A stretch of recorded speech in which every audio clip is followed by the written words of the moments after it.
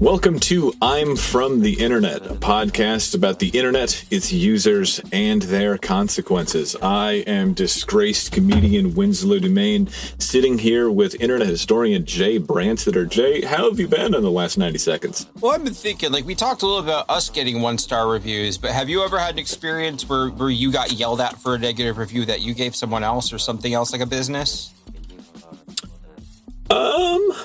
I don't know. I very rarely give negative reviews because, maybe this is like a tragedy of the commons kind of thing. I don't know if that's the right word, but if I'm at a business that is just terrible and they're not giving me any, the food is really, really bad. I just think my 1-star review doesn't matter, right? It's just going to, this business is going to collapse no matter what, right? I don't feel the need, other people, I think I'm unusually foolish, is what I'm trying to say. And so I think that other people won't fall for the very clear dupe that I fell for by, going to this hole-in-the-wall fucking restaurant. Also, it's hard for me to remove the, how do I put it? I hate to use this term, but a 1-star review is still very Karen coded to me. If there's another word other than caring, because I know that that's such a loaded term. Yeah. I don't want that to be, I don't know. It's hard for me because it is very much just I just want to let you know that I was dissatisfied with this pita bread. It's okay, who cares? I went to Tony's grocery in Chicago, just up the street, and I got chicken, and I came home, immediately opened it up, and it was bad, spoiled, rotten. And I didn't eat that for dinner, and I had it spoiled my whole dinner plans because I didn't want to go back out into the snowstorm, right? And I later went back and just bought chicken there from a different factory or a different manufacturer or whatever. And it's just and that chicken was fine. It's fine. I'm not going to go to the manager and be excuse me, you owe me $8 for this chicken that was raised in a shoebox. I guess what I'm trying to say is that I don't leave 1-star reviews because the idea that anything isn't awful is shocking to me. Anytime something is good, I'm really? In America in 2025, there's a good product. There's a good customer experience. Everything is a 1-star. There's just a few things that are good, and we just tolerate the 1 stars. And I'm not a black pill, I promise. I'm really, truly. But Mozilla is now going to be an AI-based browser. Windows 11 is an AI-based user interface that is so fucking slow. You click the start menu, and it's loading the start menu. Get ready. Here's an ad for Hamilton. And you're fuck! I paid $1,000 for just this laptop, and you're showing me ads? Everything's shit. There's a few things that are good, and when things are good, all of my Yelp reviews are if I'm going to review something, it's because it's fucking awesome. I don't give a 1-star. Oh, yeah. Maybe I should. Good philosophy. I like that. Before we get back too deep into this, again, we have a Patreon. It's $1. Please give us that $1. All of that money goes to Steve and Jay. You get huge, full episodes. There's 50 hours of episodes there. It's not just us gabbing. It's fully researched stuff that ends up that just doesn't really fit the show format, and we put it all there. And there's even free stuff there. Just $1, baby. You got $1. Look in your pockets. Wear your jeans a couple more days and save the laundry money and give us that $1. Come on. You want to. All right. And thanks to those of you who are donating already. We're almost at 100 patrons now. It's pretty impressive. Shit. That's great. Should probably think of something special to do when we reach that milestone. Yeah, for sure, man. Finally post hog. Yeah. Yeah. And that's all for that. We have other stuff going on. Blah, blah, blah. Buy my game. Anyways. Jay, take it away. All right. So last episode, we talked a little about Amy and Sammy Bazoglos. They, the owners of Amy's Baking Company, a restaurant that... Please, Amy Bazinga. Yeah. Well, if it isn't the Bazinga brothers. Yes, exactly. Yeah. When they, Yeah, and so they blew up over a Yelp review. They made local news, and from there they got picked up by the show Kitchen Nightmares. The filming went terribly. There were public fiascos, and now the episode's going to air, and we're going to get to talk about what happened in it and the aftermath. Awesome. That's great. Big fan. Awesome, yeah. So right off the bat in the episode, she leads with the Yelp fiasco. Like when they're introducing them, like that is her reality show tragic backstory, that she was like a victim of cyberbullying, and this is her trying to like set the record straight and show that she's not a terrible person. I mean, I don't know if I've mentioned it on the pod before that there was a time several years ago in the Chicago comedy scene where a dear friend of mine who is like, if somebody's really mad or mean to me, I'm like, I get it. I can rub some people the wrong way, or maybe I'm just annoying or whatever. But there was one person who was being like psychotically mean to one of my friends who is like an unambiguously sweetheart individual, like an absolutely soft and lovely and caring human being. And the person that was like starting all this drama and being really fucking weird and mean about this other person, it was so egregious that it was like, I don't even know what the drama is here. I just know that I am forever going to defend my friend. And apparently there was an instance where the aggressor's roommate messaged me because they were like, I hate to say this, but this person is my roommate, and I will regularly overhear them on a video call with their therapist. And recently their therapist was like, man, I'm sorry to say that you cannot be the victim in every circumstance. I think that what you're doing is wrong. You're hurting people by you're being mean to them. You can't always be the victim.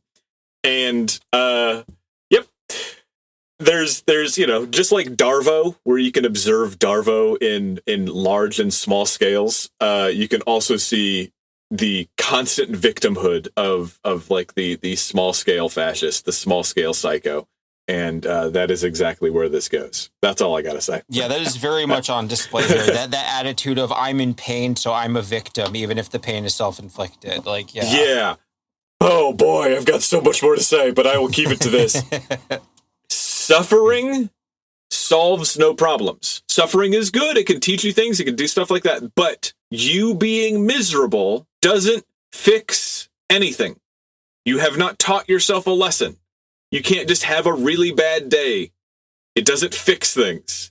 You actually have to fix the problems that made you miserable. Suffering is just suffering. You can break your leg and just like have it dangle there for a while and cause excruciating pain. That does not fix your leg. You have to set the bone. You have to make things right. And, yep, suffering doesn't solve anything. That's all I gotta say. Exactly. Love you. I grew up in a Catholic family. I learned that the hard way. Yes. Mater Dolorosa. We get it. Right, yeah.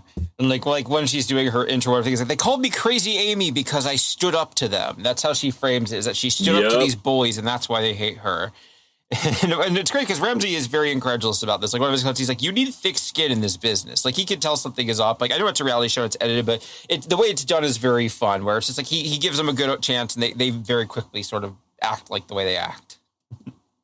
Yeah, boy, I cannot stress to you enough. And I'm saying, like, I understand that like women are criticized for how they look extensively, and it is 99% of the time. It's just like dickhead behavior coming from all sides, because women do it to women, men do it to women. I get it. It's a bad thing. I cannot stress to you enough. This woman intentionally does her makeup, eyebrows, and particularly her eyeshadow in such an overbearing, egregious way that she just looks psycho and evil. Like, I hate to say something so reductive, but like, I have known 100 of these people, and yeah, you can't help but like, it's she's not doing herself any favors by like intentionally putting on like a kabuki demon mask of foundation and powder every morning. You know, it is the guy with the tattoo on his forehead that says, "I heart eating shit." And he's like, "Everyone got mad at me because of my white skin today." And it's like, no, that's not the part of your skin that we have a problem with. You're going like, that's the thing, man.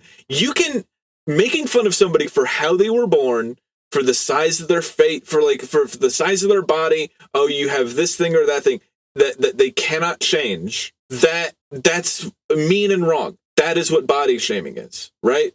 If somebody every day goes out of their way to like make their body a ruin by like doing these insane things to their face, we're not saying the eyebrows that grow from your face are shameful. We're saying the thing that you do to your eyebrows is obnoxious.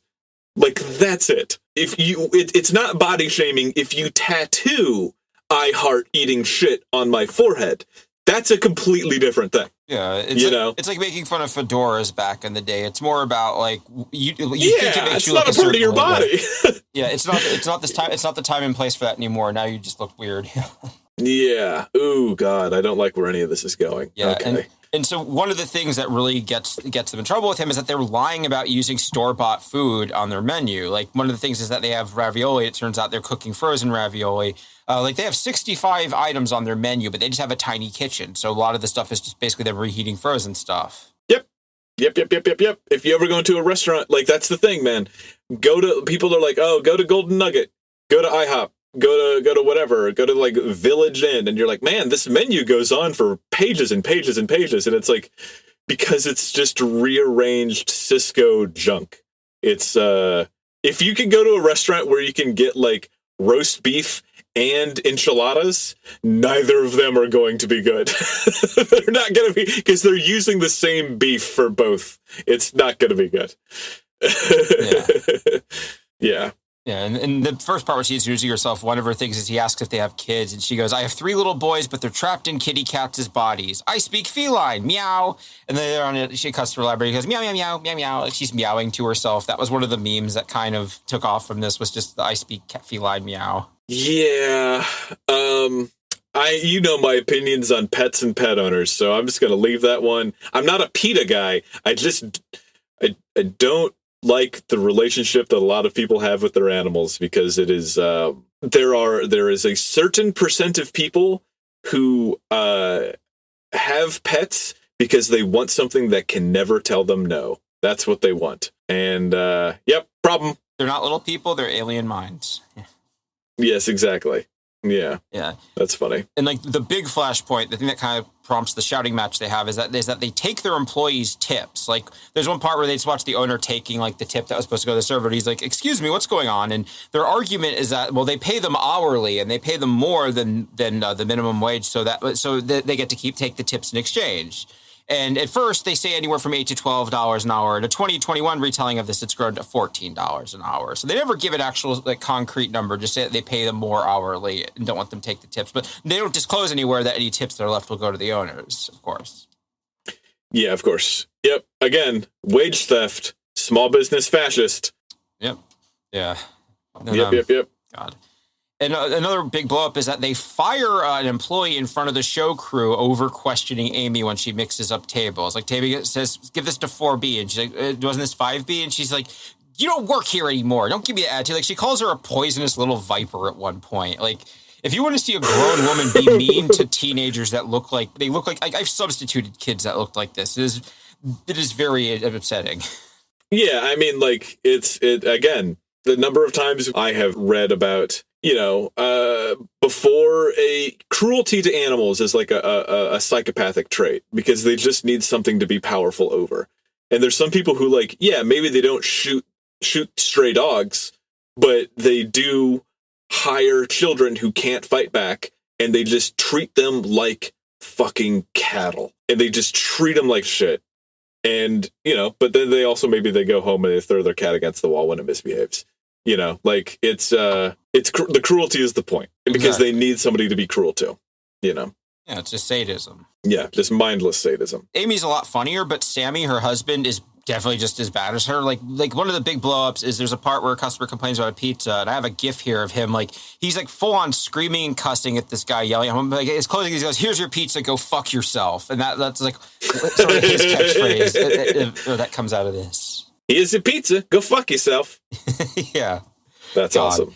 And also another thing with Sammy is like he doesn't let the employees use the checkout system because he doesn't trust them. So like there's always a huge bottleneck with orders because he's the only person that will put them in because he's worried about them stealing or not doing it right. And also they close the restaurant if the owners aren't present. It's one of those things where it's like if Amy's not in the kitchen, they close. If he's not there, they close. So obviously good for a restaurant when you're not open at consistent hours. Yeah, absolutely. I mean, just like the Mr. Krabs of it all, of just like being terrified that my employee is going to steal a can of Pepsi from me. Yeah, it's just psycho, thin-skinned, small person behavior. Yeah, it reminds me of when COVID was happening. I was working at this medical instruments company, a small one, and the owner had a thing where it's like he was the only one with the admin password for the computers because he didn't trust the people who work there. So, of course, when COVID happens and everyone's having to do remote work, all of a sudden nobody can get anything done because he's the only guy who can unlock anything. Yeah, and it's... I don't know, man. I just like the idea that you would be like siphoning off like medical equipment for personal use. Just every day finding out your own blood pressure. Just like, oh, why not? I'm gonna get a pulse oximeter just under the table. I'm gonna weave a basket out of catheters. Why not? Exactly. Yeah, that's funny. Yeah, and there's also this really weird couples dynamic they have where Sammy doesn't tell Amy about customer complaints because he doesn't want to piss her off. So there's like all these times in the episode where he tells all these things to him or the server, and then she doesn't hear any of it. And later on when she tells it, she's like, oh, I didn't hear this. And like, it just does not seem like a healthy relationship they have. Yep. People like well, not gonna say too much more, but I know what you're talking about. Yeah. And Amy, throughout the whole episode, she's constantly complaining about her online haters and having God behind her. Like I have a quote from one of her freakouts. She goes, "We stand strong together. We have to because there's a lot of online bullies and haters and bloggers. We stand up to them, and I think we're the only ones who have as restaurant owners. And they come and they try and attack us and say horrible things that are not true." Yeah. Boy, having God behind you at your restaurant is very funny to me. Yeah, exactly. Being completely unassailable it's just like it's a baking company. I think God's got better stuff to do than monitor a bistro. My $14 pizza has the mandate of heaven. Exactly that. Yeah, that's so funny. God, yeah. And like one of her things is that she's so hung up on that when she has her freakouts at the episode, one of her explanations for it is that the people at the restaurant that showed up for the taping were Yelpers. Like one of her quotes that she was surrounded by Yelpers, which is oh yeah, about to be eaten by a Gru. Yeah, exactly. Yeah, just making it all up. That's so funny. And it's just this thing of like, I'll see some left-wing poster have something go viral, and then there'll be a Republican or right-wing guy quote tweeting going like, you can fucking tell that they're juicing up their likes because nobody would ever get these number of likes. Like, it's obvious. It's been scientifically proven that they have bots that like all of their comments. It's pathetic. And somebody will be like, yeah, I mean, fuck these guys, but like, how do you mean it's been proven? And they're just like, it's obvious. And that's all they say. And I think it's just so funny to be like, all of these people are Yelpers, secretly Yelpers. And all Yelp is just a website to review your restaurant. That's all. Exactly. What the fuck? Always sees enemies whenever someone complains. It's so, so that's her thing, is that the reason why she and her husband freaked out and yelled at that guy is because he was a secret Yelper who came there to make them look bad and threaten them. And they weren't comfortable and feared for their safety, which is why they yelled at him and told him to fuck himself. These people literally live in a world where there's like a cabal of like finger-tenting evil psychos that are like, we're going to get all of our stuff together. We're going to team up, and we're going to go to a small business that is on the right side of God, and we're going to pay them money for food, and then we're going to be dissatisfied. We're going to have to fake being dissatisfied with this delicious, amazing food because we are evil and we want to harm God through Amy's baking company. Like, they literally believe that there are people working together to harm their business through Yelp. Yeah. Oh boy. That might seem convoluted, but the alternate explanation is that she did something wrong, and that just doesn't happen. Yes, that's it. The alternate explanation is that she did something wrong, and I don't think that that's possible. So, yeah. This episode is basically just the dream of getting to go to an awful internet person, see that they're even worse in real life, and then tell them off to their face about how much they suck with a literal cheering crowd at their back. Like at the point with the tips, he goes out to the restaurant and like asks the patrons, like, I'm sure this is probably scripted, but it's still very funny. And he's keeping the tips, and they're like, that's horrible. And they're all yelling at the owner while he's just looking very cross. Yeah, and there are situations where you can have 100 people all looking at this person and just go like, what you did was really fucked up and wrong and like vile. You're like stealing money from these people, and they will just go, no, I don't care.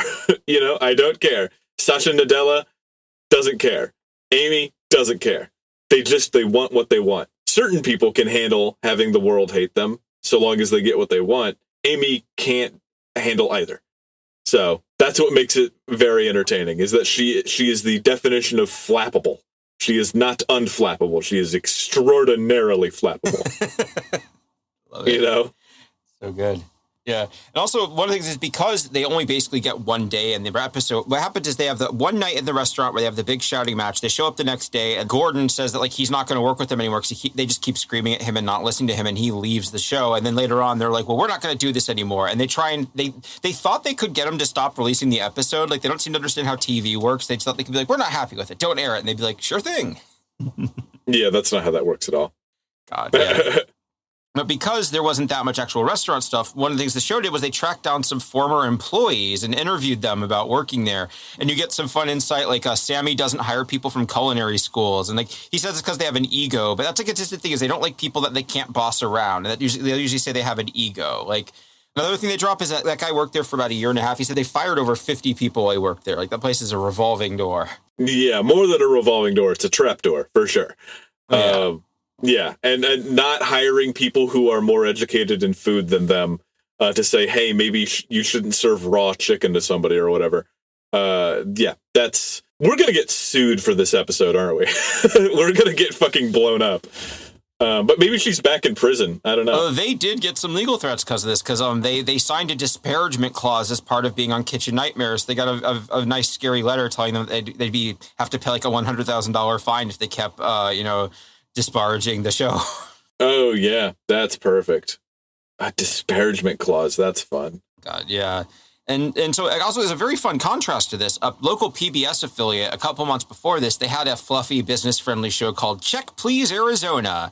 And one of the episodes focused on Amy's baking company. And I can't find it, but I was able to find quotes from it. And it's almost all empty praise. Like from the article, it goes, even the red pepper ravioli, the same dish Gordon Ramsay said smelled weird and declared to be one of the most confusing ravioli dishes I've ever seen and tasted in my entire life, gets a winning review. One diner calls it a wonderful combination, sweet and spicy at the same time. Delicious. So I think that's maybe part of why she didn't understand the TV shows, because she's used to dealing with like these like very fluffy promotional type stuff. So when she had an actual critical audience, she had no idea how to handle it. Yeah, like it's so important to straddle the line. And anybody who's like exclusively negative, they're not going to help you just as much as anybody who's exclusively positive. So just having somebody who say that this is your strong suit and this is your weak suit is like just crucial. It's so important, Absolutely. Yeah. And so as lacking in self-awareness as they seem to be, they did realize that they weren't going to look good when this aired. So the restaurant didn't open for days after the episode aired. And also the episode did really good. It got good ratings. It blew up on huge. This was like an exceptionally popular episode just because of how weird these people were. Yeah, there's only so much that you can do with your public face. Yeah. Before the cumulative. We're seeing it with like Elon Musk and stuff like that, where like if he just played a background role a little bit, he would still be like a Reddit god. But he's injected himself too much into the public consciousness, and now everybody fucking hates him. I say everybody, but all the sycophants don't. But yeah, that's kind of their job. I have a quote here. It says, when the show aired, Amy said she crawled under her bed. I was completely shocked and mortified, she told the Post. They portrayed us being defensive, combative. They made it seem like I couldn't take any kind of criticism, like Sammy didn't know what he was doing in the front. They wanted to do this for drama, Sammy claimed. So these are all things she's caught on camera actively doing and saying, like, they made me look like I was doing these things I was doing. Yeah, they portrayed us as being defensive. Darling, let's pull back to that Yelp response that you had, where you lost your fucking mind when someone was merely unimpressed by your pizza. Yeah. I will say that, like, being called defensive is it is one of those frustrating things where, like, sometimes people will call you defensive because they're like, because, you know, you're being thin-skinned or insecure. But then there's other times where, like, somebody will just say something really vile to you, and then if you're like, hey, that's not nice, like, you're just being defensive. Why are you defending yourself? It's like, well, fucking, what am I supposed to do? You're attacking me. Like, come on. What the fuck? God, yeah. It's like when someone complains that you disagree with them all the time, and if you can't say no because then they'll go, see, you're disagreeing with me right now. It's like, ugh. Oh, yeah. It's a denial first sign. Yeah, exactly that. Even like one of the news articles I found, like there were people outside the door just being like, they're closed. Like they literally had crowds outside their doors. They were not opening because they just didn't want to deal with people not being nice. That's so good. Yeah.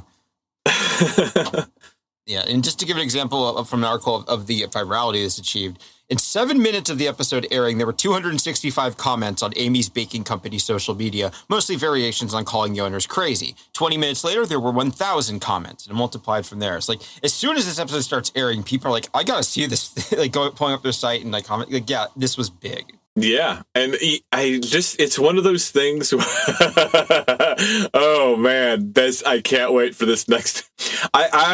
For here on out, I want to read anything that they've typed. Hell yeah. For sure. It's bold. So but it is one of those things where, like, absolutely the media can misquote you and chop up quotes to make you seem like you're saying one thing when you really said another.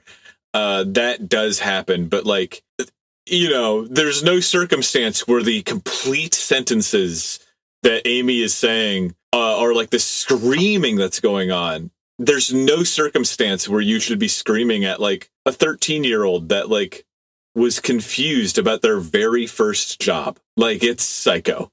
Like, I mean, like, look, I'm me, but, like, if I had a kid and this woman was screaming at my daughter, oh my God. I mean, I would be throwing Amy through drywall so it looks like Wile E. Coyote got slammed in the side of it. It just, like, completely lose my mind. Yeah. There's a certain level of deceptiveness that can happen in editing, and this is not that. This is not that at all. Oh, yeah. But anyways. Yeah, and of course, you know, since the whole thing that kicked this off was them not responding well to negative online attention, having national online negative attention does not do well with them. So now we have some of their meltdown quotes. They went back and deleted these, but I was able to get some. So you go, as you are. You are all little punks, one of the posts read. Nothing.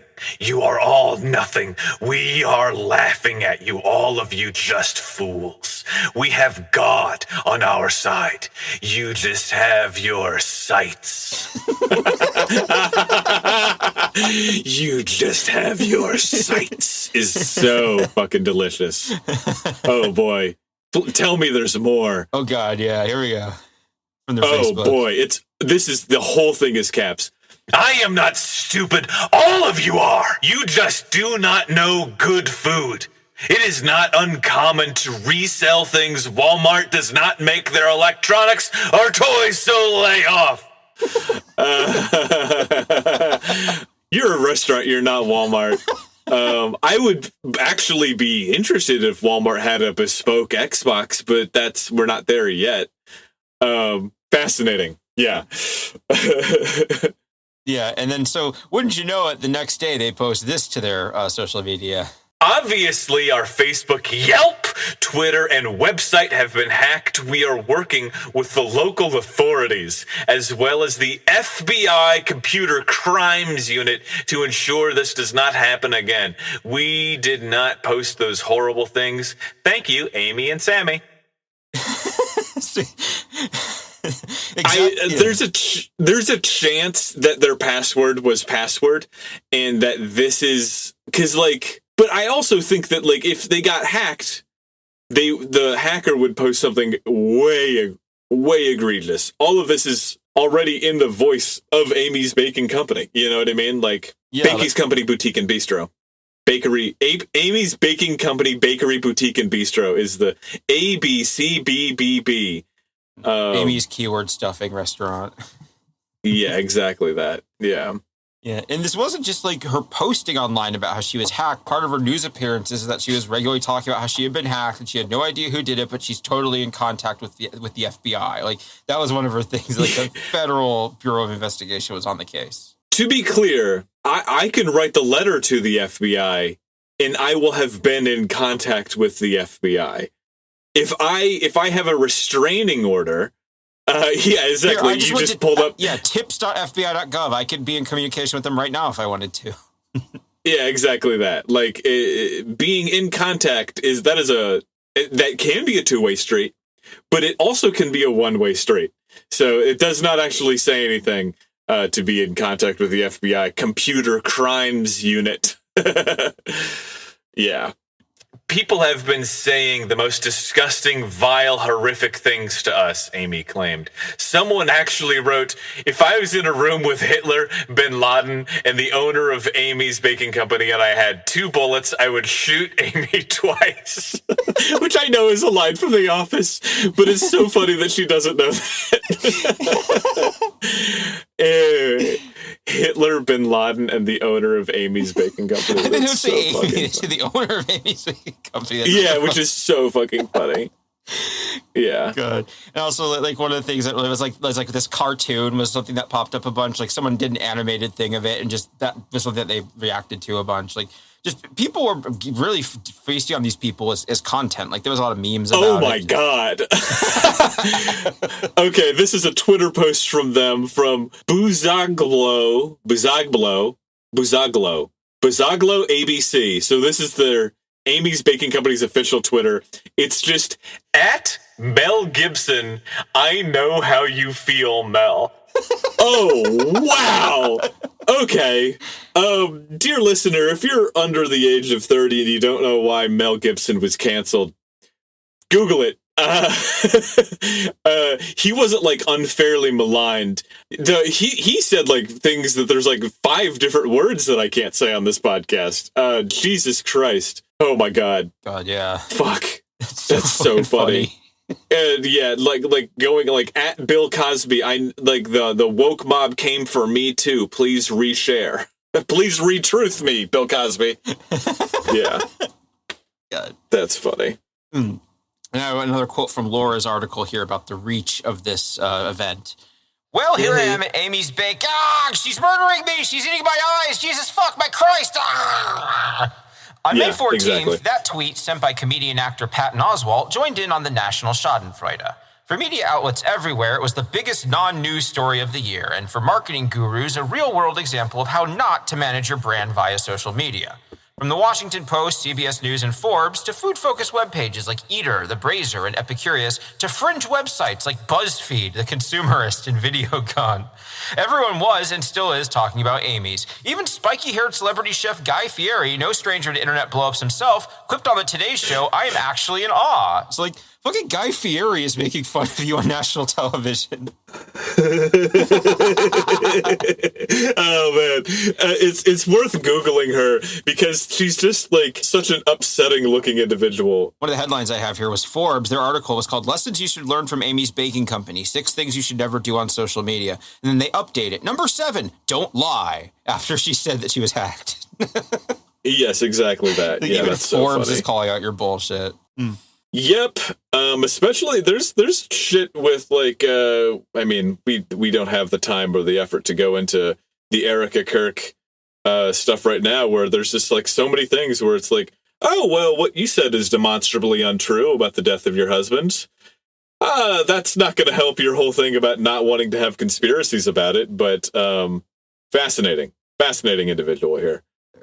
Yeah, so like I mentioned, there were crowds outside their doors. The news people have some fun shots of that.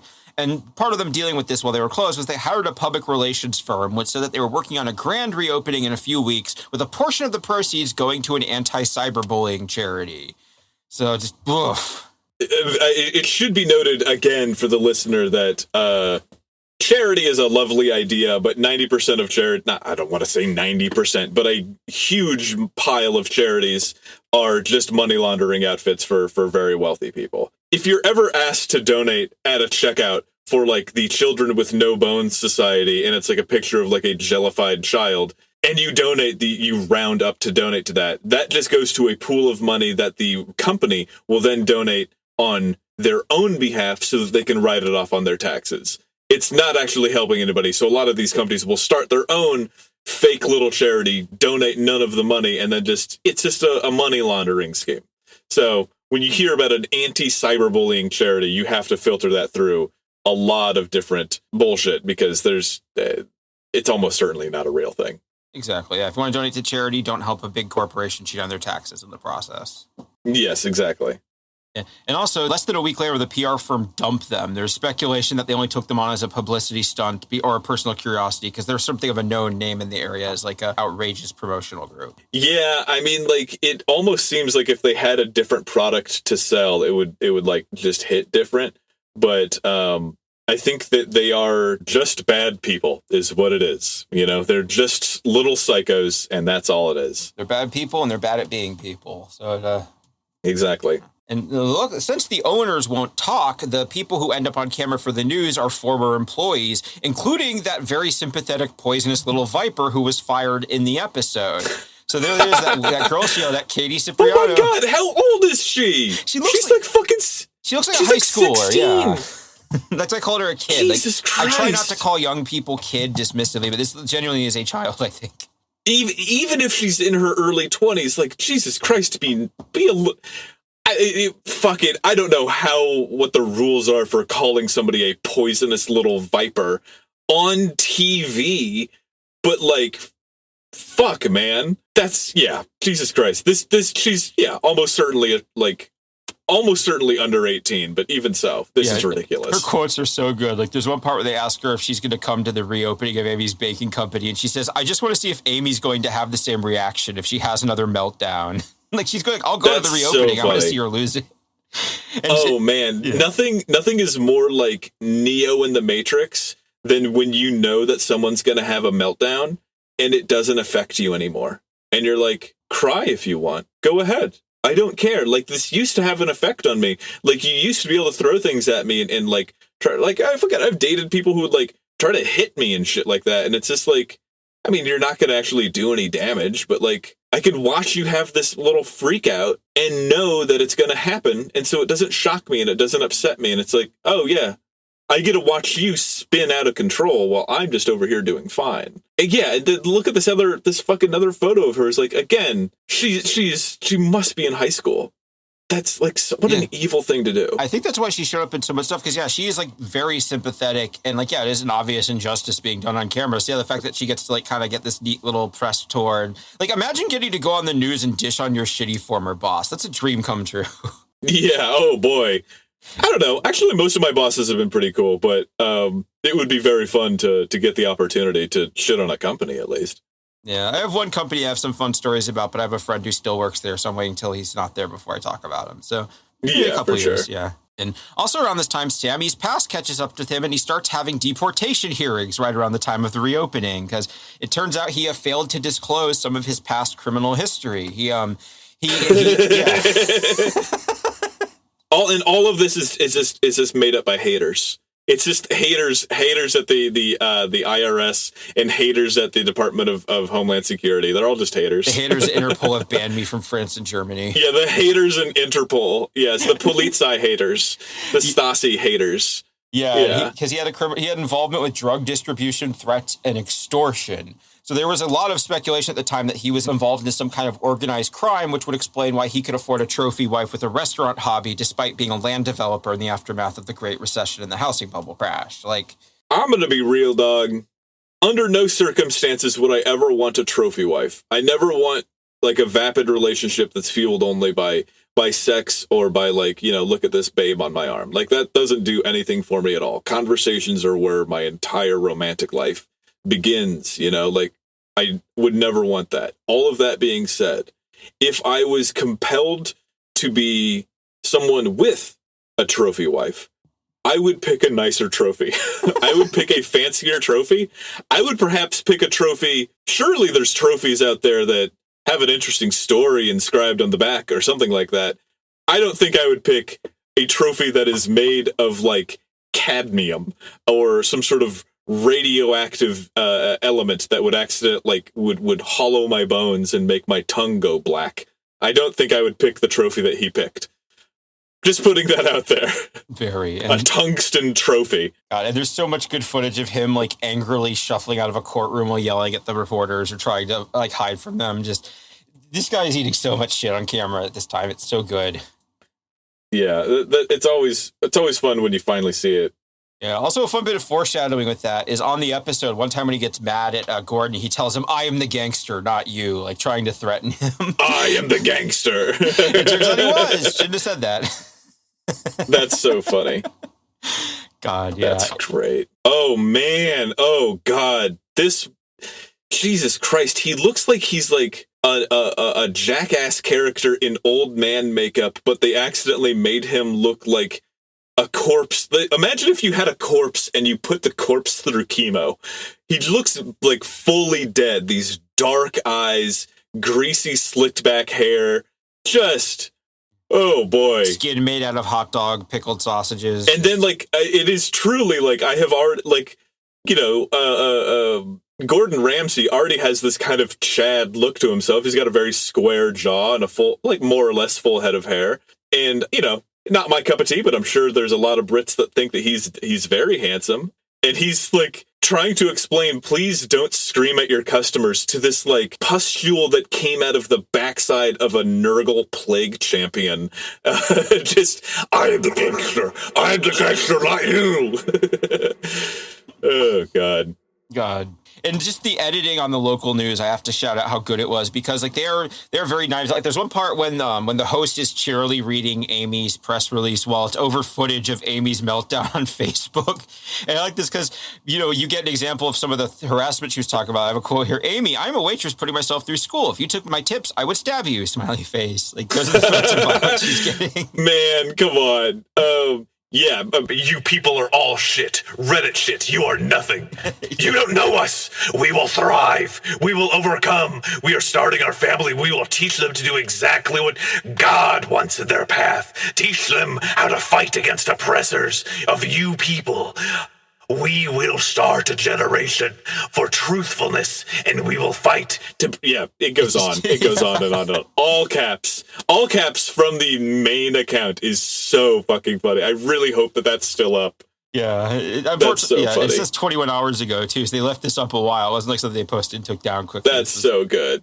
Yeah, and then once it became clear that the crowds weren't going to go away, they tried to cash in on it and sell merch of themselves and pitch a reality show about themselves. And the reality show never went anywhere because who would work with them? But they did get the shirts made, so it is very funny seeing these shirts and that they're very proud of. The "Here's your pizza, go fuck yourself" shirt. That is a niche get. That is a very niche get, but that is very fun. Yeah, like if I had one of those now, that'd be kind of fun. Yeah, I speak feline. And it's copywritten. They have a trademark on it. And a trademark on the back, too. It says, "I speak feline, meow." And then on the back it says, "Here's your pizza, go fuck yourself," with "fuck" is censored. And they've trademarked that as well. Oh, wow. That's really funny. Imagine if I tried to trademark Chicago Rat Hole. Fuck, what losers. Disgraced comedian trademark. Disgraced comedian. Yeah, that's really funny.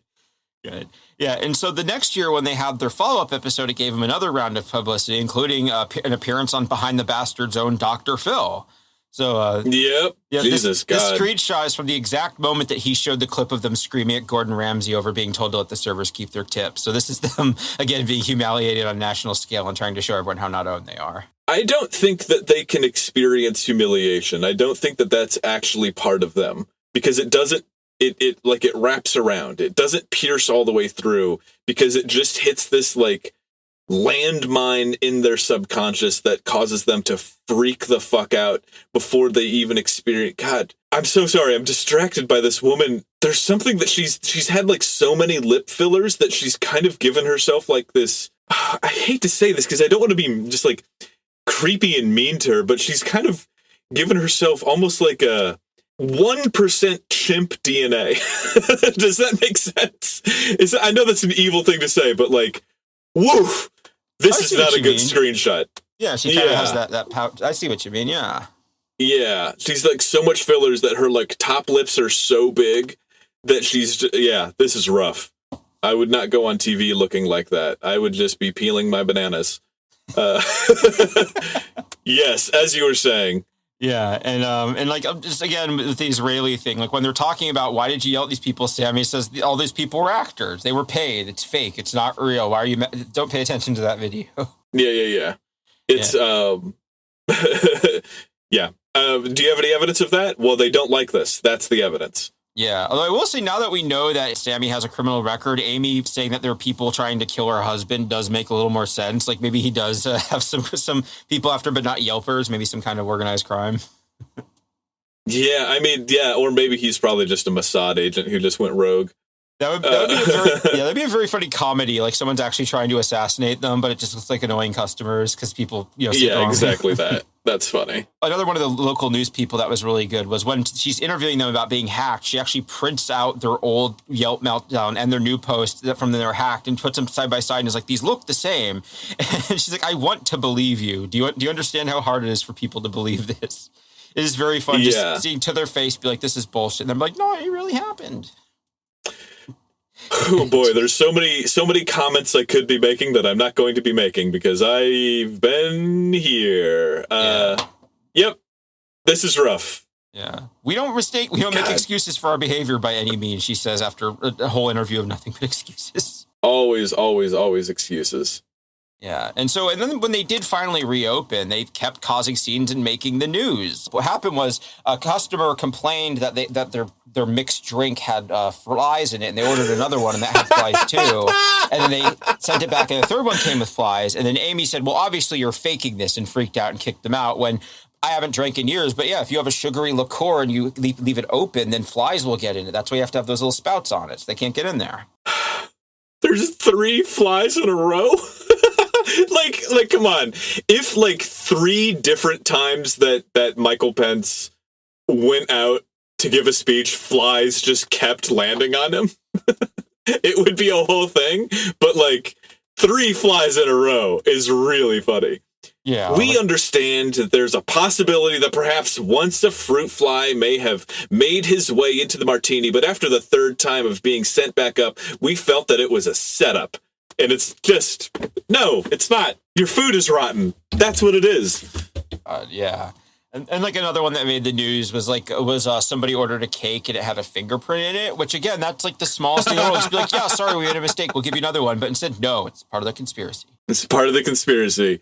And like, at this point, maybe, yeah. Maybe there's somebody who's just like, yeah, I want to go poke the bear. I want to go to this restaurant and be like, hey, there's a hair in this, and you could put your own hair in it because you want to see the freak out. Like, maybe at this point, maybe they are getting fucked with, but everything leading up to it, no. And also, like, this is your opportunity to prove that you're not a psycho, to just be like, hey, I'm really sorry that happened. I'll get you a fresh one. I'll be right back. That's all you got to do. There's so many things in life that can be made so much easier by just going like, hey, my bad. I'll make it right for you. Yeah. That's it. It doesn't have to be this whole fucking meltdown. Oh, boy. Yeah. Like if these people are malicious actors trying to make you look bad, why would you give them what they want? Like, shouldn't you want to be extra good exactly. Yeah. Surely the thing that's going to improve my brand image is having a complete fucking freak out. That's what needs to happen. Yeah. That's funny. And also, like, a kind of funny thing about the Return to Amy's Baking Company episode that they had a year later was it was mostly a clip show of unused footage from the original episode and interviews with people from BuzzFeed and the Huffington Post about it going viral. But so it was just totally farmed out. Yeah. The only actual news thing they were able to get, because she wouldn't talk to Gordon Ramsay or go back on the show again, so they were able to get a local Scottsdale news reporter to come by and interview her. And the interview is about 5 minutes long. It's mostly Sammy yelling about how he wants money from Kitchen Nightmares because they tried to bury them, and Amy repeatedly swearing that she isn't crazy. And you can see the body language in these screenshots. They are just exactly like the last time they were on the show. It's been a year. They've had all this like their chance to make things right, and so they're just losing it at this poor woman. If this happened 5 years later, they would be like, these would be reaction images. These would be memed even more than they are, because just like, the Michael, it's the Michael Jordan one where it's him just going like, and so I took that personally, where it's like, a child was playing basketball and he said, "I'm the greatest ever." And it's Michael Jordan just like watching a child say that he's the greatest ever when Michael Jordan is the greatest ever. And he's like, and I took that personally. Like that kind of meme is perfect for like, I can imagine some messy 20-something woman posting the Amy's thing and like as a kind of a self-own being like, yeah. And so I just explained that all of my haters secretly want to destroy me because I'm a perfect baby angel. And it's like, yeah. This could be it. This could be perfect. This could be the exact thing because these are people born and bred for the internet and they don't even know it. Yeah, they don't know what to do with it either. Yeah, this is so good. The one good thing to come out of that follow-up interview is we do finally get some concrete examples of harassment from Amy.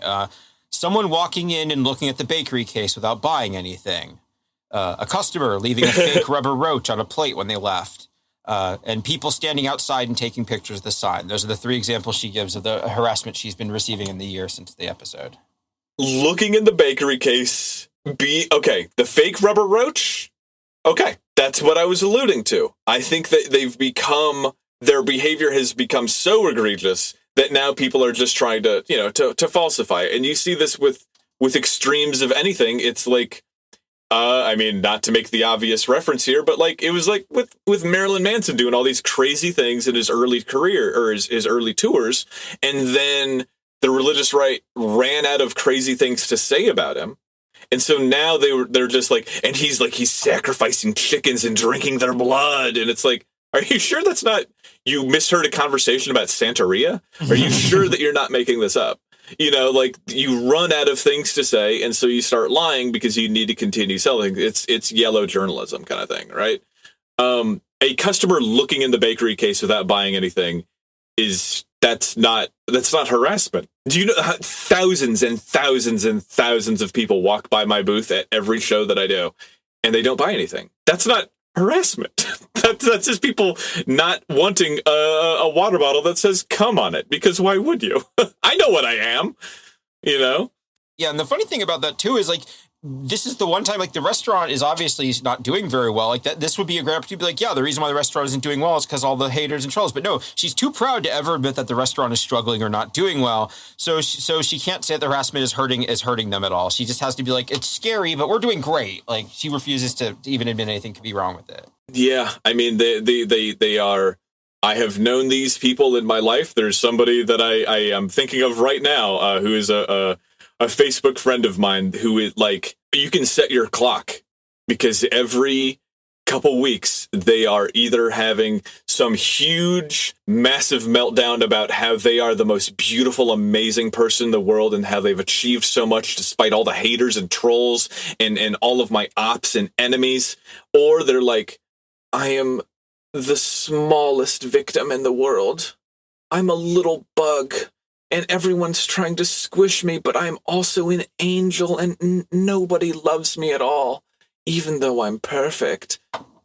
And you can just set your clock to it.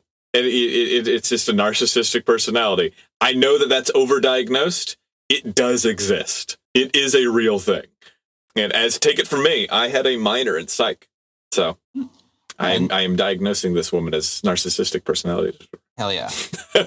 And I guess the only other notes I have from that follow-up episode is that they bragged that they were still selling the frozen ravioli that he complained about. Like, that's the thing, too, is like they didn't change the menu or anything. They were still selling all the frozen stuff and everything. Like, no, it's great the way it is. Yeah, you can't criticize them. You can't make any changes to these people because they've already decided. And, like, there's a certain degree of people that, like, the inverse has happened where, like, I know people that are better about it now, but there was a point where I can think of at least one friend who, like, she was really unfairly attacked. And she, dated some scumbag guy, and then the guy got with some other girl who was, like, really fucking scummy, and then, like, just harassed her for years with just tiny little things, just shitty little comments, and made, like, a whole culture of, like, a small town scene of just hating my friend. And it got to a point where, we've talked about this, her and I, where it was just like, it was hard for me to take criticism from anyone to date ever, because I would associate any criticism with people that were like, look at this bitch wearing lipstick. And it's like, well, that I get to wear lipstick. Like, that's a fine thing. But then I would do something that is hurtful to somebody. And it was really hard for me to like look at my own actions because I had been so unfairly accused for so long. And so like when you're overwhelmed by so many things that you have to respond to, you just like, okay, so I've got fake roaches, there's fingerprints in here, there's bugs in my food, there's everybody, there's thousands and thousands and thousands of comments. People are coming from miles around to go and make fun of my store. Fucking don't change anything. We're fine how we are. How on earth would you navigate making things better? Yeah. Well, I actually have a quote from Sammy that I think is sort of his philosophy on this. He says, I have enough money to keep my business until the stupid people become smart. That's, I hate to say it. That goes pretty fucking hard. That's a pretty fucking hard quote. Take it from me. I'm all the money that I make, I just like reinvest into my own business because eventually I will have multiple games and multiple books and multiple this and multiple that to be like, oh, yeah, I'm the guy. I get to do this thing and I get to make this stuff and people will go to me because they want the new stuff from me.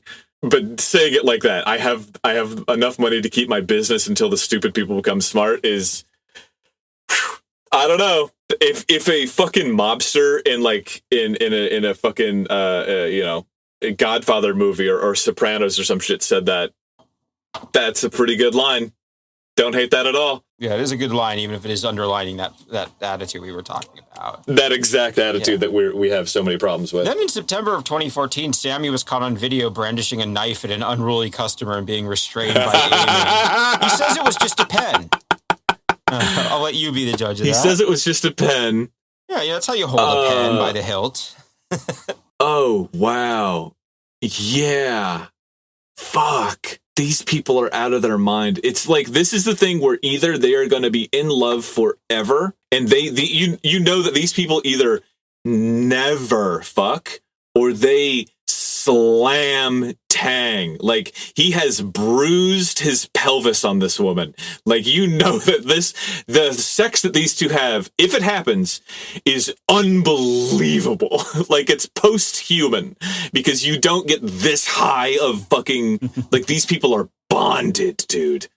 Oh, wow. That's, like, I not to put too fine a point on it, but, like, there's an element of this that is, like, stop me if this is too far, a little bit of Christine Chan. Where, like, or they're not reacting well to the pressure, which just invites more harassment and scrutiny. More and more and more. Like, I know that there's some of the things that have been alleged by Christine Chan are, like, really gross and vile, for sure. You have to admit that perhaps having her endure, like, I have to side with Robert Evans here. I struggle to think of a person who has been more bullied or more tormented, like, in a non-physical way. There's who has been more, like, psychologically tortured than this one individual throughout her entire life.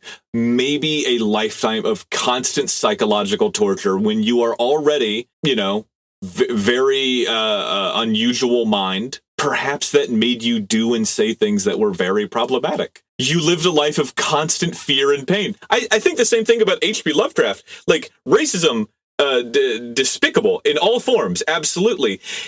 His actual life was fucking terrifying. Like, Jesus, watching his parents, like, lose their minds and die in an insane asylum while he's spent his entire childhood rotting away with like hallucinating fevers of the deep ocean and the monsters therein.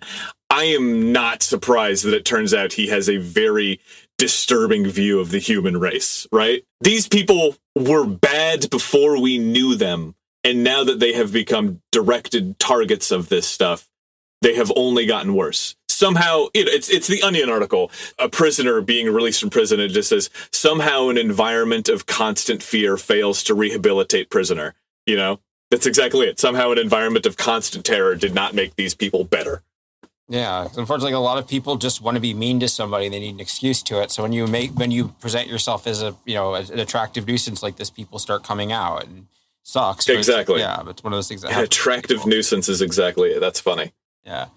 And so a year after this, in September of 2015, Amy's baking company closes. Amy and Sammy make it very clear at the time that's happening because their landlord and not because they were owned or failed in any way. But in later retellings, they sold the business. So.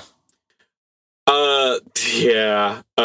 It would be funny if it was bought up by TMZ. Mm-hmm. And they just turned it into like a hate factory where it's like you could go like make. Oh my God, dude. Oh, okay. Once we get a $100 patron, here's what we do. Me and you, bro grabs. Me like imagine our hands like fucking me and you together. We buy Amy's Baking Company and we turn it into a restaurant themed rage room. That would be the fucking get. You've never worked in a restaurant, but like it's exhilarating. It's addictive. There's like a reason why line cooks do all the coke in the world. It's because the pressure is unbelievable and you're still doing it for $17 an hour. But it is singularly this overwhelming, constricting, like it is so intense. And like my boss at my first at the first restaurant I worked in, who was, we butted heads all the time, but he was like a very Christian man and I was very much an atheist. And, we just, butted heads all the time. But he's a very good guy. I don't want anything to reflect poorly on him. But there's times when he would just be so overwhelmed with work that he would just walk through my end of the kitchen. He would just walk through and just look at me and completely expressionless just go, ah!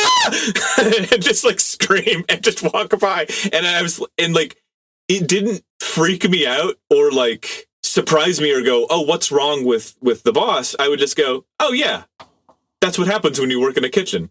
It's terrifying. It's horrifying. Give me an ability to throw fucking food around and like throw pies at the wall and scream like I'm in the Bear. That's money in the bank, dog. How much their SEO is terrible. We could buy this company. Get some of those ballistic gel torsos and dress it up in like an apron. Yeah, dude. Where you're throwing kitchen knives at the torsos. Yes, exactly that. That's so funny. Yeah, but there's a little announcement that's closing. Just the end, or is it the beginning? Hashtag Amy's Baking Company, and no, it's the end. It's the end. And I like that the photo that they picked of it is like this grainy photo of like an old-timey tintype of the clouds from above, which is, I don't know how that would work in the era of tintypes unless you're in a hot air balloon or on the top of the mountain, but whatever.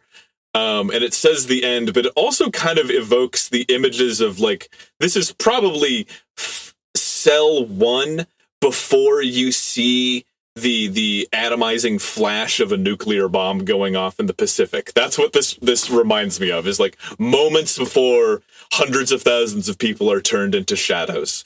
Smoke rising out of a crater. Yes, exactly. It's the end. It is not the beginning. It's the end. Yeah, but as you said, there's a little bit more to the story. Yeah, to further drive home how over this is, in 2018, Sammy was finally deported and he moved back to Israel with Amy. And I have a quote from this. He goes, Sammy happily informed the Post that he is in retirement. For me in Israel, the life is honey. I'm enjoying this beautiful town, beautiful country. I have to say, I did not know that it was possible to be deported back to Israel. I thought that if you were like in America, you know what? I'm not going to finish that sentence. You already know how I feel. And I don't want to get clipped and then end up on some sort of like APAC, Target Winslow Domain website. I don't know. I've seen how they treat these people. I'm not going to be the next Miss Rachel, though I do love her very much. But Amy divorced Sammy in 2022. Between the two of them, 3 of their letters of their names are identical. So I just feel like it should be, if you were to make this a mathematical equation, it would be blank divorced S in 2022 because they cancel each other out. So it's very good. Yeah. God, yes. And I do have a very good quote here about Sammy. It says, on August 29th, 2021, Sammy posted a Photoshop slide of Amy on Vogue with a rant that read, "It's the same girl Amy from Amy Baking Comp. She wants to be a fake model like her pastries." Okay, hang on. Sammy posted a Photoshopped slide of Amy on Vogue. What do you like? I think like the cover of Vogue, like she was like cover modeling, of Vogue with her face on it. Yeah, and with a rant that read, "It's the same girl, Amy Frome, Frome, Amy apostrophe baking, one word, Amy baking comp. She wants to be a fake model like her pastries. It's the same girl, Amy Frome, Amy baking comp. She want to be a fake model like her pastries." What if the soup Nazi? So had they a admit stroke? it. She admits it. That the pastries were fake, fraudulent pastries. Yeah, that is such a mean thing. Like, oh, she's fake, just like her food. That's so funny. Yeah, the store, like, it's perfectly reasonable to sell store-bought food at my restaurant. I mean, like, at this point, it's unavoidable. If you're buying from Cisco, you're all going to get the same chocolate lava cake. I get it. Yeah. And just the sort of closing note I have here is this. So now she goes by the name Amanda Bossingham and is largely offline, but the Amy's Baking Company is still active on Instagram and Amazon and such, and she's still posting baking stuff on there. So like, you can get pictures of her now from that. So like it's very weird seeing her with, dude, She's giving Theranos. She's giving Elizabeth Holmes. You're right. She's like if Elizabeth Holmes and Caitlin Olsen did the fusion dance and then had like a botched plastic surgery. We still have to post us doing the fusion dance. I still have that picture on my hard drive. Ding. Yeah, no, she's just okay. There's she's like yassified Elizabeth Holmes. Speaking of yassified, oh wow. That's so photoshopped. Jesus Christ. That is not what she all the way up. That filter is nuts, dude. Oh my God. I wish we could, oh dear listener, you know what, in the show notes you can actually look through the pictures for this episode and you'll see exactly what I'm talking about, because she is like, oh man. I follow a lot of like targeted individuals on Instagram, and like it's crazy, and like boy moms are like this too. On Instagram Reels, they will like have like a 39-year-old mother of like a 18-year-old son that she's desperately trying to fuck. And oh yeah, that's she reminds exactly me of the universe people, like those pictures, like the weird alien cults, where it's just all very thin blonde people with like pinched faces. Like yeah, it's very Aryan with like glowing light. But what I'll see is like people, especially Gen Z, will use face filters that are like they will like, yes, make them have quantifiably all of the features that you would see like a Kardashian having, right? But to the eyes of everyone else, it is like you're pouring just raw spices into your food without you're just adding sugar to it and not seasoning it. Right. And so it's just like, it's so overwhelmingly, obviously fake and grotesque. It's like you're eating a Yankee candle, you know, it's so grotesque because she's got this like flawless, perfect skin, flawless fake eyes, because again, it's a filter, and like eyes that are like 7 different colors because she's like got the eyes of like a self-insert fanfic girl where she's got like, what's the word? What's the phrase? Heterochromia? I have something. No, it's like it's called Alexandria's Genesis. Is like where my eyes are violet, but they can turn crystal blue when I'm angry. And she's like way too overstuffed lips and platinum blonde hair, but she cannot help the fact that like one eye is drooping a little bit, like as it's set on her skull, and so it kind of gives her this like yassified Cro-Magnon look. Oh man, oh boy, this is funny. Yassified Cro-Magnon is very funny. I love it. That's a fantastic line. Is what a look.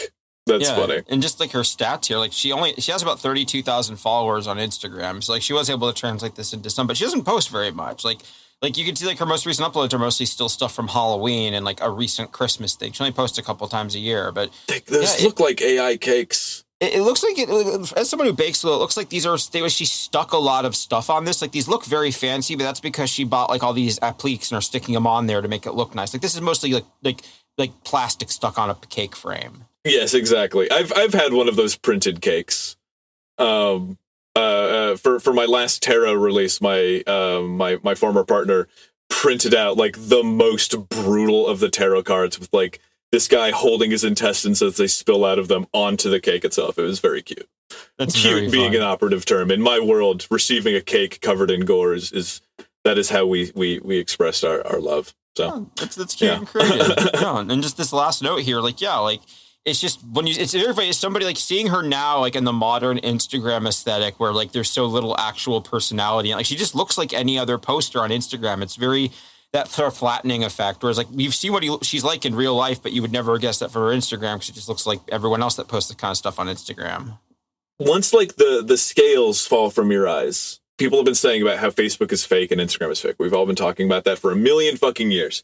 But like it needs to be stressed again and again because like your mind will always lie to you. When you see someone who seems to be doing better than you, you need to know just how much of that is not real. I know so many like and it's not like in an evil way. Posting your dubs is not an evil thing to do. That's a good thing. Please post your dubs. I want to cheer you on, right? But I also want to protect myself. And so I have to bear in mind that like dear sweet comedy friends in the not in my particular scene, but in another city, I've talked to them and like he's a best-selling author. He's had a TV show. He's wicked fucking funny.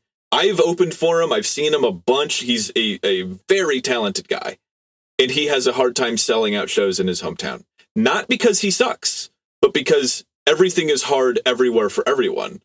And not a lot of people have a lot of money, and Netflix is right there. And so you need to like know that the dubs, sometimes a perfectly good person will be posting their dubs and you don't see the whole thing. But you also need to pay attention to, this is a very wicked person posting dubs, and you need to know where the rest of the story is, you know? Yeah. No, don't let this fool you. I totally understand. Like even this show, like we have a producer. I don't sound like this when I'm talking to someone in person. I sound a little different, but I sound cooler in this, I think. Yeah. See what the producer does is he selectively removes the Jamaican patois from your voice, because normally you speak in a very strong Jamaican accent, but we just have to dial it down into the weeb. We have to turn the dial that says weeb all the way up. Sorry, love you, buddy. Not trying to be mean. That was just the only word that came to my mind. I got what you mean. Yeah. No, that's very fun. Yeah. I appreciate. Yeah, but that's all I have on Amy and Sammy. Thankfully, they aren't our problem anymore, and not each other's problem anymore. Well, yeah. Thankfully, they're just terrorizing Israel for a while.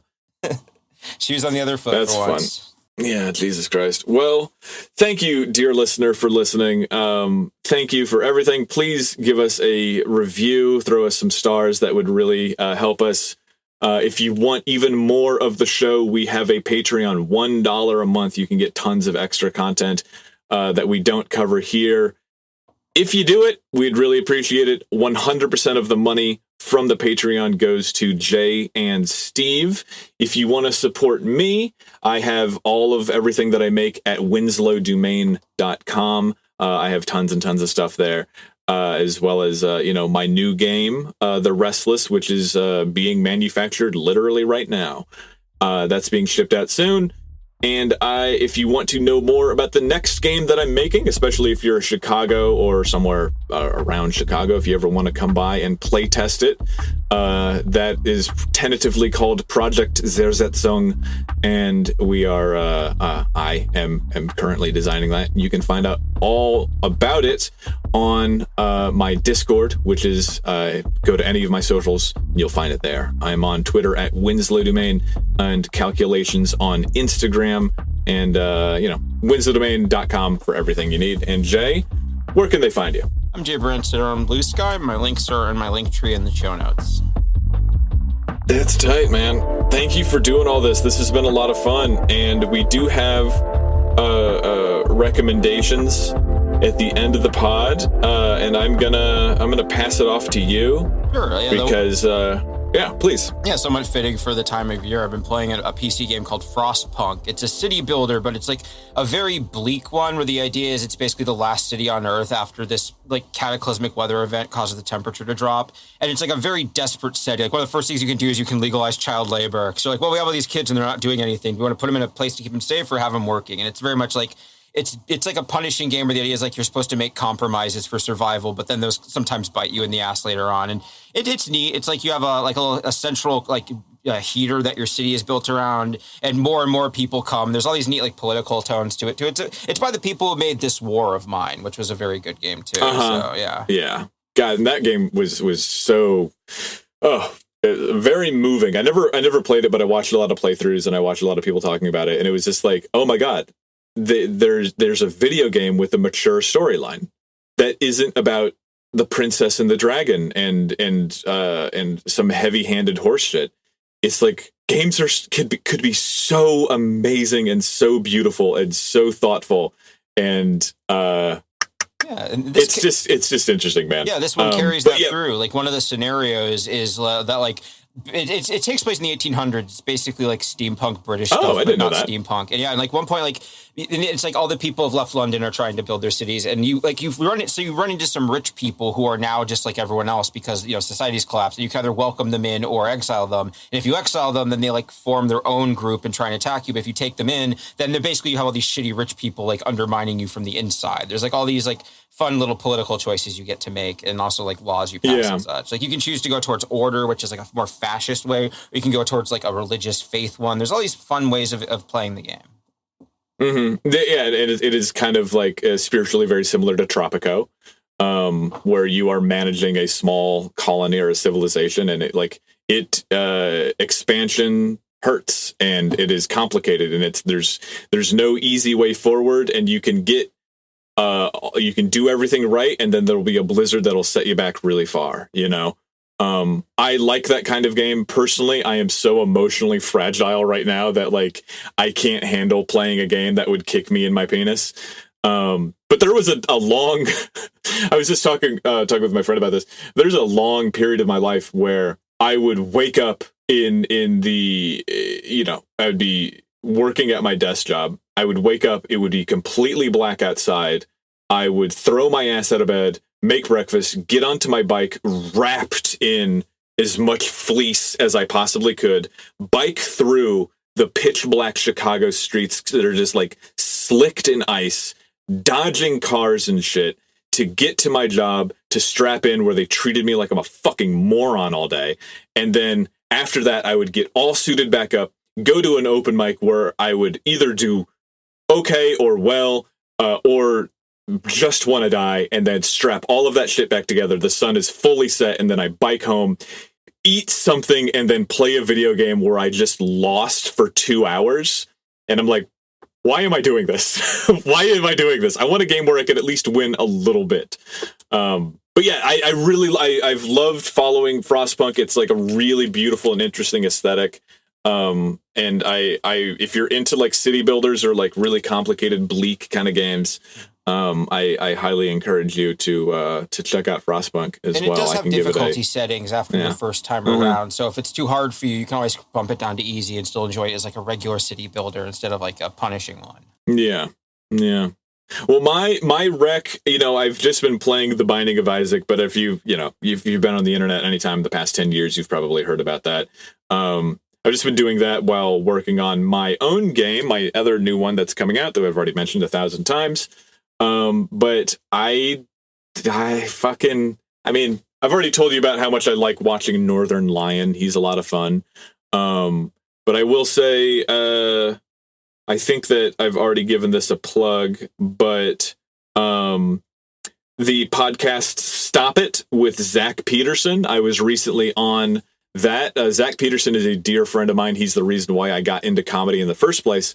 And I was on his episode somewhat recently, and I would recommend giving that a listen. And if you have Spotify, though I imagine it'll be elsewhere soon, there's a podcast called Let's Go Feral, hosted by my friend Andy Main, and I was the first guest on that show. So please give her some likes and some views, because she's getting started, and it could be a lot of fun. Andy's a very, very funny person. So those are my two little recs for today, but I think that's all we have. Yep, that's all I have for today. Yeah. Well, thank you, everyone. We love you so much, and we hope to be back soon. Send us an email, iftapod@gmail.com, iftapod on Twitter, and we'll be back more. Take care. Happy New Year.